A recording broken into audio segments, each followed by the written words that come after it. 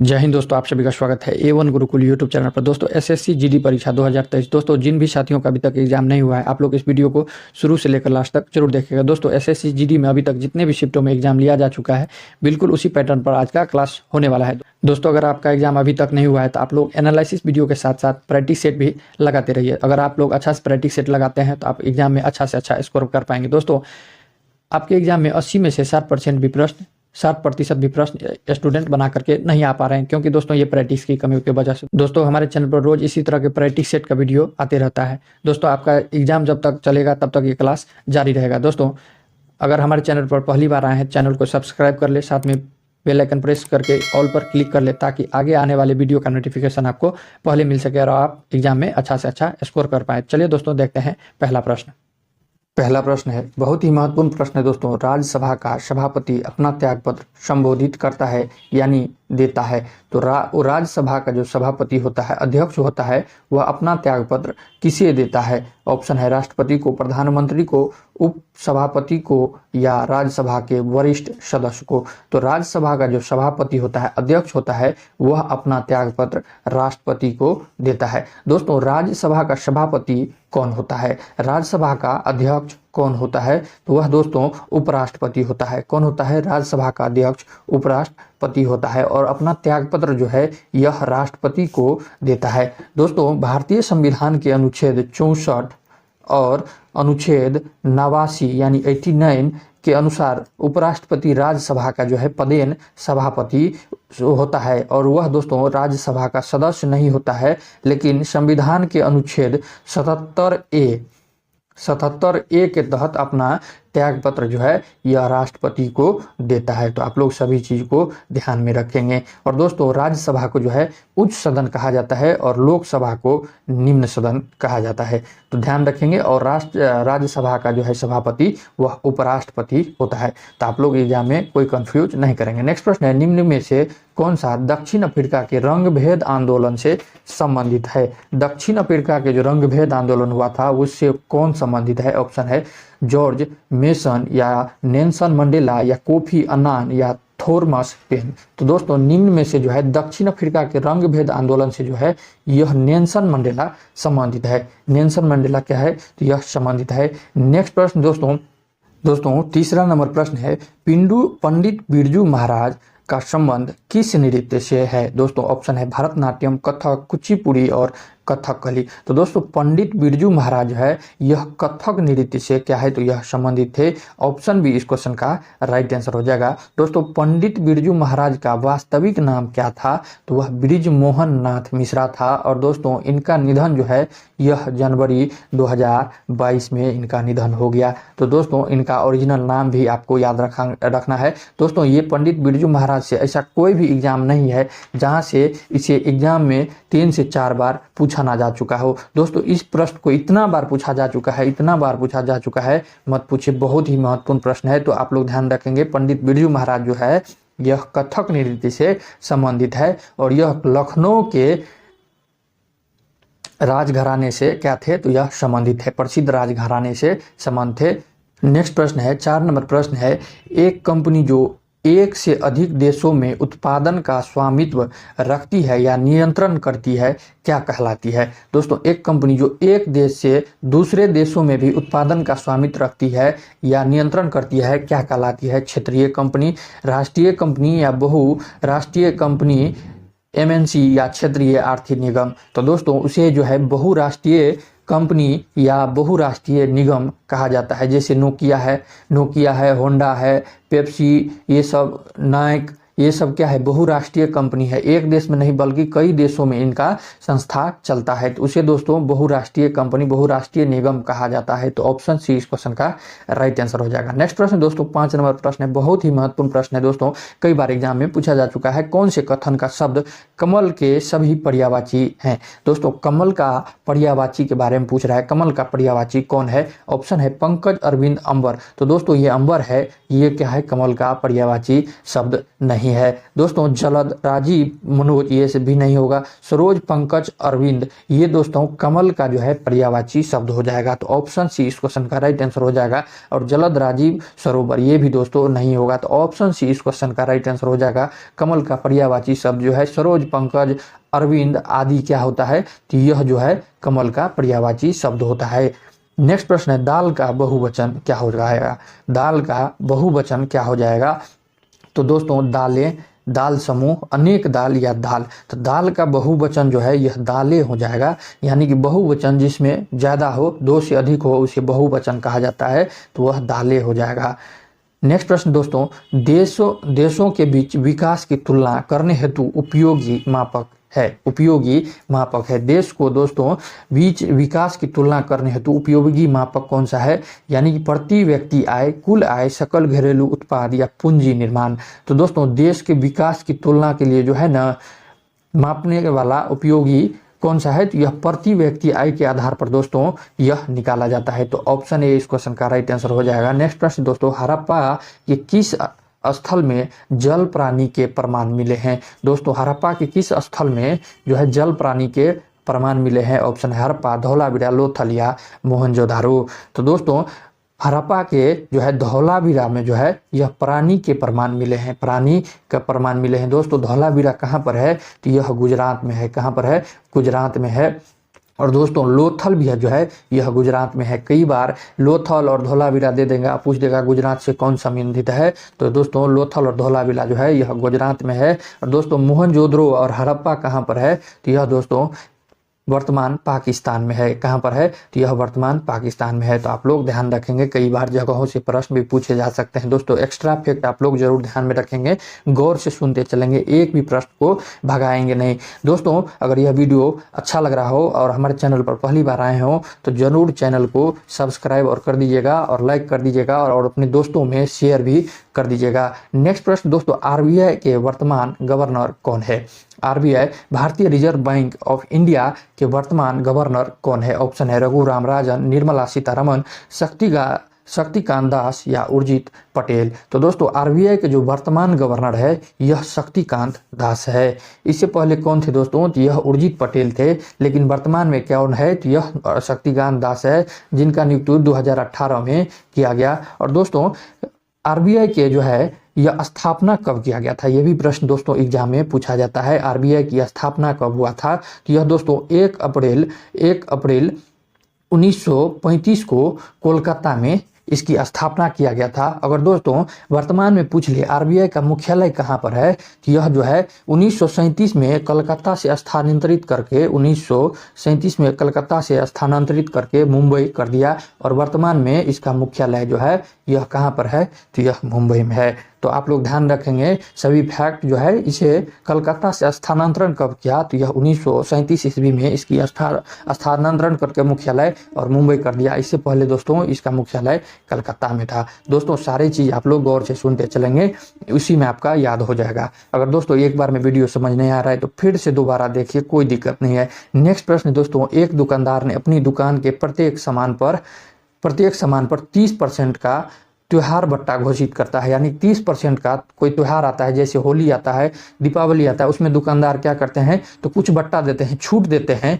तो विजय ने एक मोबाइल फोन खरीदा, उसे 960 रुपया का बट्टा हुआ। 30% पर जो है मोबाइल विजय नाम का लड़का ने एक मोबाइल खरीदा जिसमें 30% का छूट मिला।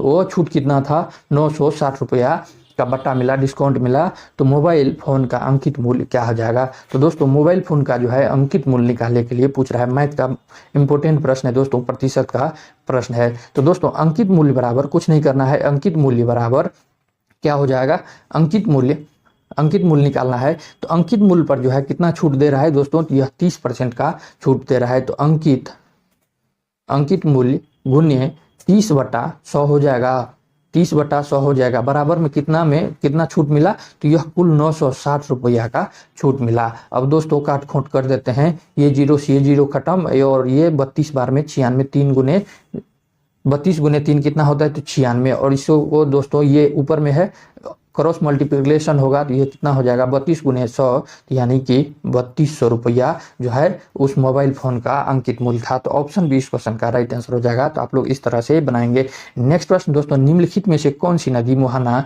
एस्चुरी बनाती है? कौन सी नदी मुहाना जो है यह दोस्तों एस्चुरी बनाती है? ऑप्शन है गंगा, गोदावरी, कृष्णा या नर्मदा। तो दोस्तों नर्मदा नदी जो है यह एस्चुरी बनाती है। और दोस्तों नर्मदा नदी जो है आप लोग कमेंट करेंगे यह कहाँ से निकलती है और कहाँ पर गिरती है? तो यह दोस्तों खंभात की खाड़ी में गिरती है और वहां पर जो है एस्चुरी का निर्माण करती है, एस्चुरी का निर्माण करती है। ऑप्शन डी इस क्वेश्चन का राइट आंसर हो जाएगा। नेक्स्ट में प्रश्न है, भारत में संप्रभु कौन है? भारत में दोस्तों संप्रभु कौन है? ऑप्शन है प्रधानमंत्री, राष्ट्रपति, भारत के लोग या मंत्री परिषद। भारत में दोस्तों, भारत में संप्रभु भारत के लोग हैं। कौन है? तो यह भारत के लोग हैं। और भारतीय संविधान के प्रस्तावना उद्देशिका में भी कहा गया है हम भारत के लोग। तो दोस्तों भारत में संप्रभु तो भारत के लोग हैं। तो ऑप्शन सी इस क्वेश्चन का राइट आंसर हो जाएगा। बहुत ही महत्वपूर्ण प्रश्न था दोस्तों। बिहार दिवस कब मनाया जाता है? बिहार दिवस कब मनाया जाता है? 22 मार्च को, 22 अप्रैल को, 22 जून को या 22 दिसंबर को? तो दोस्तों बिहार दिवस जो है यह 22 मार्च को मनाया जाता है। कब मनाया जाता है? तो यह 22 मार्च को मनाया जाता है। ऑप्शन ए इस क्वेश्चन का राइट आंसर हो जाएगा। नेक्स्ट प्रश्न 14 नंबर प्रश्न है, निम्न में से उपार्जित लक्षण है, निम्न में से उपार्जित लक्षण कौन सा है? ऑप्शन है नेत्र का रंग, त्वचा का रंग, शरीर का वजन या बालों की प्रकृति। तो निम्न में से जो है यह शरीर का वजन जो है यह उपार्जित लक्षण है। ऑप्शन सी इस क्वेश्चन का राइट आंसर हो जाएगा। नेक्स्ट प्रश्न दोस्तों, सुंदरी वृक्ष पाए जाते हैं, सुंदरी वृक्ष कहाँ पर पाए जाते हैं? पर्वतीय वन में, मैग्रोव वन में, उष्णकटिबंधीय सदाबहार वन में या उष्णकटिबंधीय पर्णपाती वन में? तो सुंदरी वन जो है, मैग्रोव वन तटीय क्षेत्र में जो है यह पाया जाता है। तटीय क्षेत्र सुंदरी वन जो है यह सुंदर वन में पाया जाता है, सुंदर वन में पाया जाता है। दोस्तों इसका लकड़ी काफी मजबूत होता है और मुलायम भी होता है। तो ऑप्शन बी इस क्वेश्चन का राइट आंसर हो जाएगा। नेक्स्ट प्रश्न है दोस्तों, बादल का कोहरा किस कोलाइडी निकाय का उदाहरण है? बादल का जो कोहरा है यह किस कोलाइडी निकाय का उदाहरण है?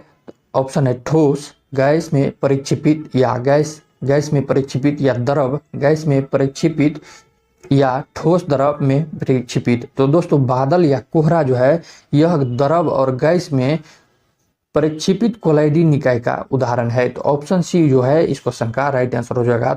द्रव और गैस में परिक्षेपित कोलाइडी निकाय का उदाहरण है बादल और कोहरा। तो ऑप्शन सी इस क्वेश्चन का राइट आंसर हो जाएगा। नेक्स्ट प्रश्न दोस्तों, संज्ञा शब्द जहर में ईला प्रत्यय जोड़ने से कौन सा विशेषण बनेगा? विशेषण के बारे में पूछ रहा है, प्रत्यय ईला प्रत्यय जोड़ने से कौन सा विशेषण बनेगा? ऑप्शन है जोशीला, जहरीला, जहरीला या जाहिला। तो दोस्तों जहर में ईला प्रत्यय जोड़ने से यह जहरीला विशेषण बनेगा, जहरीला शब्द बनेगा। ऑप्शन बी इस क्वेश्चन का राइट आंसर हो जाएगा। 18 नंबर प्रश्न है, भारत में बजट निर्माण का कार्य किया जाता है। भारत में बजट निर्माण का कार्य कौन करता है? ऑप्शन है वित्त मंत्रालय, गृह मंत्रालय, कैबिनेट द्वारा या योजना मंत्रालय द्वारा। तो भारत में बजट निर्माण का कार्य है जो दोस्तों यह वित्त मंत्रालय के द्वारा किया जाता है। कौन करता है? तो यह वित्त मंत्रालय के द्वारा करता है। ऑप्शन इस क्वेश्चन का राइट आंसर हो जाएगा।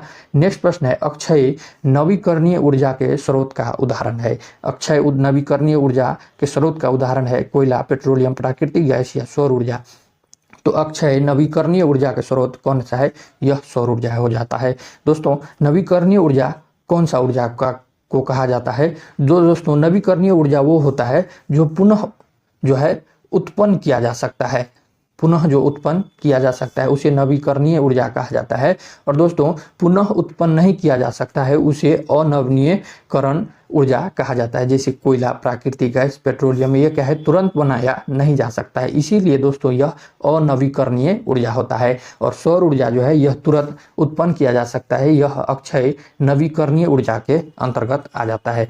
ऑप्शन डी इस क्वेश्चन का राइट आंसर हो जाएगा। नेक्स्ट प्रश्न 20 नंबर प्रश्न है दोस्तों, निम्न में से कौन संविधान निर्मात्री सभा का सदस्य नहीं था? प्रश्न है दोस्तों, संविधान के निर्माण के समय कौन सभा का सदस्य नहीं था? ऑप्शन है मोहम्मद अली जिन्ना, जवाहरलाल नेहरू, बी आर अम्बेडकर या वल्लभ भाई पटेल। तो दोस्तों ऑप्शन में जो है संविधान निर्माता का सदस्य कौन नहीं था? तो यह मोहम्मद अली जिन्ना नहीं था, मोहम्मद अली जिन्ना नहीं था। दोस्तों मोहम्मद अली जिन्ना जो है यह मुस्लिम लीग के प्रतिनिधित्व से संबंधित थे, प्रतिनिधि थे। और दोस्तों जवाहरलाल नेहरू, बी आर अम्बेडकर और वल्लभ भाई पटेल ये क्या थे, तो संविधान सभा के जो है सदस्य थे। और दोस्तों आप लोग कमेंट करेंगे भारत में संविधान कब लागू किया और इसे भारतीय संविधान को निर्माता किसे कहा जाता है, आप लोग जरूर कमेंट करेंगे। आप सभी के लिए ये होमवर्क रहा है। नेक्स्ट प्रश्न दोस्तों, एक परितंत्र में सभी हरे पौधे एवं नील हरित शैवाल जिनमें प्रकाश संश्लेषण की क्षमता होती है वर्ग में आता है, कौन से वर्ग में आता है, प्रथम, द्वितीय,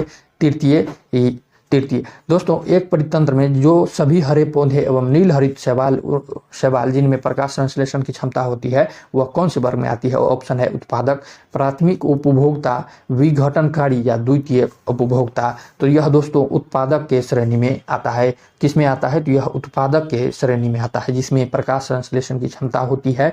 जो जिसके हरे पौधे एवं नील हरित शैवाल होते हैं वह उत्पादक के श्रेणी में आते हैं। नेक्स्ट प्रश्न है दोस्तों 22 नंबर प्रश्न है, जापान का विकसित धनवान देश बना है। जापान जो है एक विकसित धनवान देश किस तरह से बना है। ऑप्शन है मानव संसाधनों में निवेश द्वारा, प्राकृतिक साधनों के उपयोग द्वारा, कृषि गतिविधियों के विकास द्वारा या आधुनिक तकनीकी के आयात द्वारा। तो दोस्तों जापान एक विकसित देश, धनवान देश, मानव संसाधनों में निवेश के द्वारा बना है। तो ऑप्शन है इस क्वेश्चन का राइट आंसर हो जाएगा। नेक्स्ट प्रश्न है दोस्तों 23 नंबर प्रश्न है, बहुत ही महत्वपूर्ण प्रश्न है, बायोगैस का मुख्य घटक कौन सा है। बायोगैस का मुख्य घटक कौन सा है, ये भी प्रश्न दोस्तों कई बार एग्जाम में प्रश्न पूछ के धज्जी उड़ा दिया गया है। बायोगैस का मुख्य घटक कौन सा है। ऑप्शन है मीथेन, इथेन, प्रोपेन या ब्यूटेन। तो दोस्तों बायोगैस का जो मुख्य घटक है यह मीथेन है, CH4। मीथेन का रासायनिक सूत्र क्या होता है, तो यह CH4 होता है। तो ऑप्शन है इस क्वेश्चन का राइट आंसर हो जाएगा। नेक्स्ट प्रश्न है, भारत में लौटते मानसून की ऋतु की अवधि है। भारत में जो लौटते हुए मानसून जो है वो उसकी अवधि कब से कब तक है। ऑप्शन है जनवरी, फरवरी, मार्च, अप्रैल, जून, जुलाई या अक्टूबर, नवंबर। तो भारत में लौटते मानसून की जो है ऋतु की अवधि जो है यह दोस्तों अक्टूबर और नवंबर होता है। ऑप्शन डी इस क्वेश्चन का राइट आंसर हो जाता है। नेक्स्ट प्रश्न दोस्तों 25 नंबर प्रश्न है, 1855 में देश की पहली जूट मिल कहाँ स्थापित की गई थी। दोस्तों 1855 में देश की पहली जूट मिल जो है यह कहाँ स्थापित किया गया था, स्थापना किया गया था। अहमदाबाद, मुंबई, कलकत्ता या ग्वालियर। तो दोस्तों यह जो है यह कलकत्ता में स्थापना किया गया था। दोस्तों आपसे एग्जाम में पूछ सकता है जूट की पहली मिल जो है यह कहां पर और कब स्थापित किया गया था। इस तरह से भी प्रश्न आपको शब्द घुमा करके पूछ सकते हैं, तो घबराना नहीं है। तो यह दोस्तों 1855 में कलकत्ता में इसकी स्थापना किया गया था। यह दोस्तों अगर यह वीडियो आपको अच्छा लगा हो तो अगर हमारे चैनल पर पहली बार आए हो तो आप जरूर चैनल को सब्सक्राइब कर लेंगे। और नेक्स्ट दोस्तों चलिए मिलते हैं नेक्स्ट वीडियो में, तब तक के लिए जय हिंद, जय भारत।